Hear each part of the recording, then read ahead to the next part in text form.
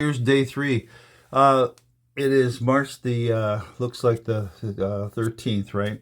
And so you can see on the screen 69 or 6689 watts power coming in, and you can see there's a little bit of a leak on the right hand side where it says that wattage is coming in from the grid. That's mostly a leak, software leak. But I wanted to show you here what happened. So this is from yesterday. So you can see, yeah, we were on the grid for like maybe a quarter of the time, maybe less than a quarter of the time. The rest of the time was off grid, running on the batteries.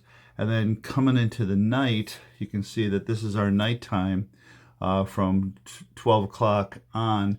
And so we made it for the first time this year all the way through the night on the battery. And so what's happening right now, of course, is that the batteries are charging back up. So this is really good. They're at 23%. Looks like about 24 amps coming in on this one. And we used this one last night as our backup to the backup. So we got about 50 amps coming in on this one, 41% charging. And of course, right now we're also charging one electric car. And the other one's sitting in wait. We could turn it back on. I like to, the difference between where the power comes from for the Pearly Girl, that's coming off the panel side of the system. So this is just like a regular house load, whereas this other Tesla is plugged into a charger that comes straight off the solar. So it's programmed to only charge when there's a certain amount of solar coming in. It's a preset thing, and it's variable. Obviously, you can change it. But that circuit that it's plugged into goes straight into the inverter. And so we have been ready for over a couple of years now for vehicle to home charging and discharging. So in other words, you charge your car when there's solar, but also you could say, all right, at a certain time, we're going to like discharge the car back into the house, because after all, it's a 75 kilowatt battery.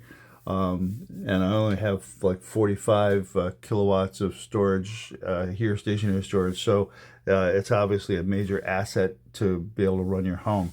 So vehicles that do that a bit right now, like the Scion does it, Rivian does it, Ford does it, and of course the Tesla Cybertruck does it, and the Tesla Roadster from back in the day does it. So, but all the current Teslas, while they have the capability of doing it, the software currently is not enabled. So, just wanted to go out and show you a couple things here. So, if you look at this, I'll expand this for you. You can see there's this giant spike right there, where it looks like it goes up to around 12,000 watts of power. So that's the instant on whole house hot water heater. So in the morning when we get up, sometimes we'll do some dishes manually in the sink, you know, from the day before, and that's what that is. So you'll later on in the day, I'll see another big spike when you know, we come back from working out and we do shower. So that's the upside and the downside of being off grid like this. You really got to be able to cover all the loads. And I just want to also show you one other thing. So this, in regard to this leak, and this is the first time this year that we've been able to run all night long like that, which in the summertime is typical, right? So I'm going to come outside here for a quick second. Let's see. I'm gonna switch to the camera. Here we go. All right, so that's the gray. Anyway, we keep this up because the grid is so fast at responding, but during the summertime we'll typically have that shut off. So that's a grid down situation as far as the software is concerned. And here's our Sol-Ark. This is the brains of the operation right here. So let's go back inside, see if that thing worked. I heard a click. We'll have to see if the batteries are kicking in like they're supposed to. Well, from this point of view, looks like everything is on. Yep, everything's still on. So that means, there you go.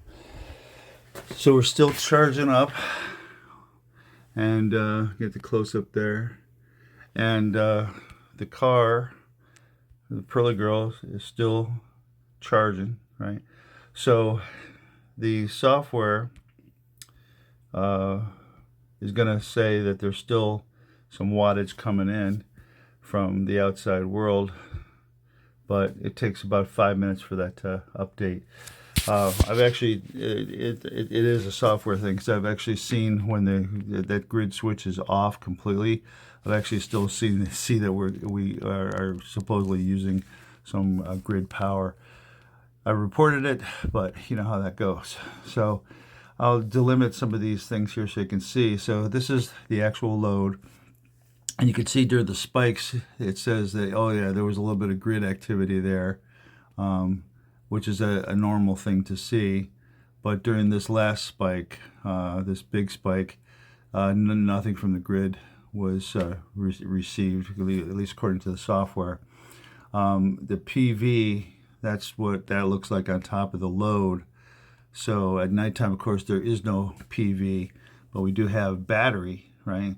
So you can see that's where that load is actually covered by the battery. That's the battery by itself, and that's with the load, right? So all good stuff. All right, so I'm out.